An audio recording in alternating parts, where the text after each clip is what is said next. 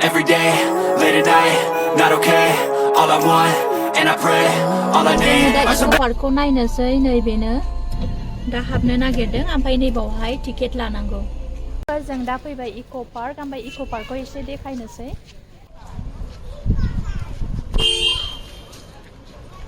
बेनो नैबावहाय ticket counter नैबाव ticket लानांगौ ओरै दङ गेस्ट हाउस ओमफ्राय बैनिफ्राय जों भिउस नायनो हायो मा बायनो मोनो आरो बुस्थु ओमफ्राय आङो दा एसे भिउसखौ देखायहैनोसै नैबेलाय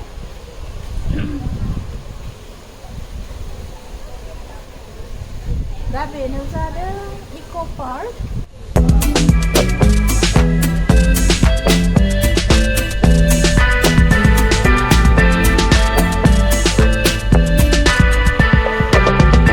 वाटार फाउन्टेन दंमोन खिन्थु दा हगाराखै दैखौ ओरैजाय फुख्रि बानायनानै दोनदों नै ओरैजाय गथ'फोरनि थाखाय गेलेग्राबो दङ माने फैगाबा सेन्स जागाबा जायो आरो खालाम माबाया भिउआ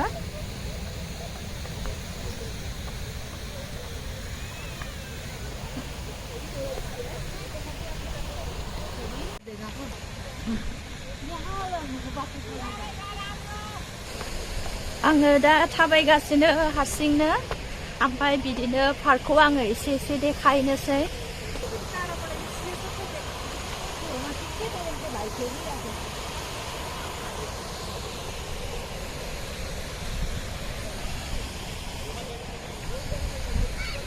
दा जेरैथिंजायबो दै वाटारफल गोजा अखा बोथोर नालाय नै ओरैजाय नायदो नै बेसे समायना एलायनाय दैयाव एसे थांनोसै खिन्थु आङो जुथा गानबोदों आरो आंना लंपेन्टआबो सिजोबबाय अखा हादोंमोन नालाय दहायो नै ओरै स्लिपारि मोजां साबधान थाबायथारनांगौ ओरैजाय ओरै गोजौसिम ब्रिज दङ ओरैबो थाबायनानै थांनो हायो दा ओरै दैया फुल जाथ'वाखै नै ओरैजाय दैया गोलैलाङो फुरा मोजां नुयो आरो अरिजिनेलाव खिन्थु केमेरायाव बांद्राय मोजां नङा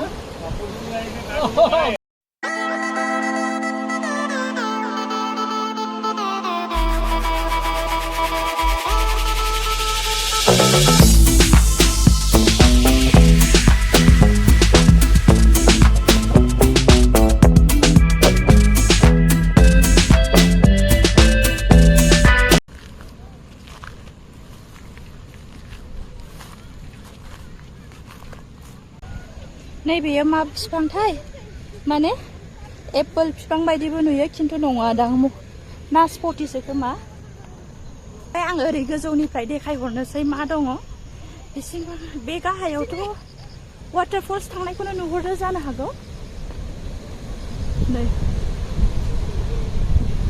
नै लोगोफोर ओरै नायहरदो नै ओरै गोथौ नुहुरजोबो ओरैजाय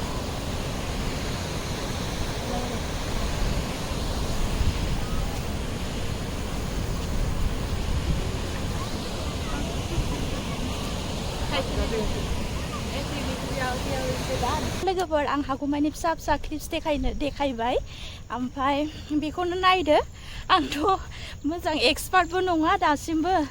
माने ब्लग्स लाबोनो ओमफ्राय दा बेखौनो हानायमानि देखायबाय आरो ओमफ्राय दा ओरैथ' गैला ओरैजाय बांसिनानो जोङो हौरै थांथारबा वाटारफल्स नुगोन ओमफ्राय आङो दा हौरै थांलायला ओमफ्राय नै बेफोर गासैबो आंनि उननि बेक साइडआव दङ दा नैबेसोर बेक साइडआवहाय बेयो नासपति बिफां बेफोर गासैबो नैबेलाय बेफोर आङो दा बेक साइडजों देखायनोसै नैबे वाटारफल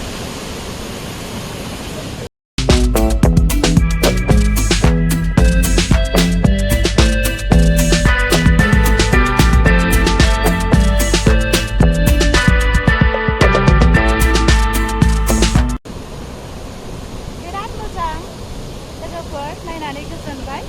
ओमफ्राय बेजों लोगोसे हायफोर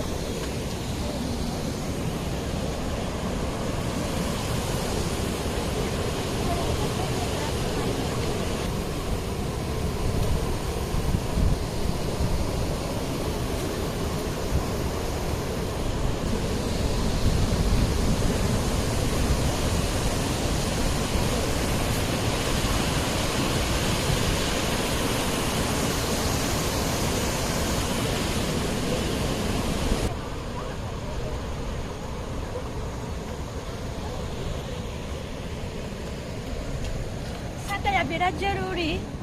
during summer time.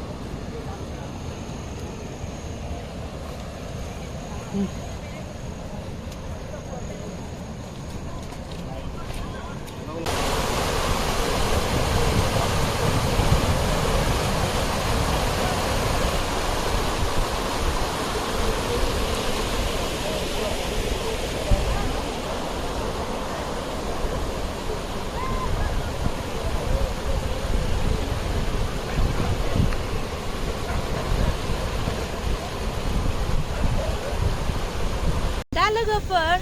आङो हागौमानि बेखौनो देखायबाय ओमफ्राय गासैबोथ' दा वाटारफल्स अखा बोथोर बिराद मोजां भिउ बिदिनो सामार भेकेशन टाइमावहाय बिदिनो सोरबाफोर फैयाखैबा बाव बेरायफैनो हायो बिराद मोजांनो बेबो मोनसे बिराद मोजां टुरिस्ट प्लेस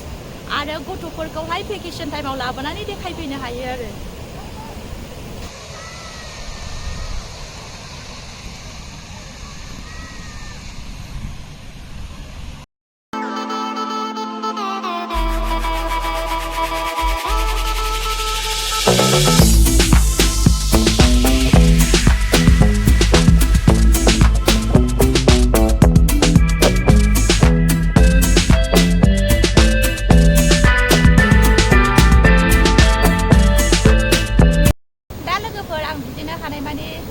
देखायबाय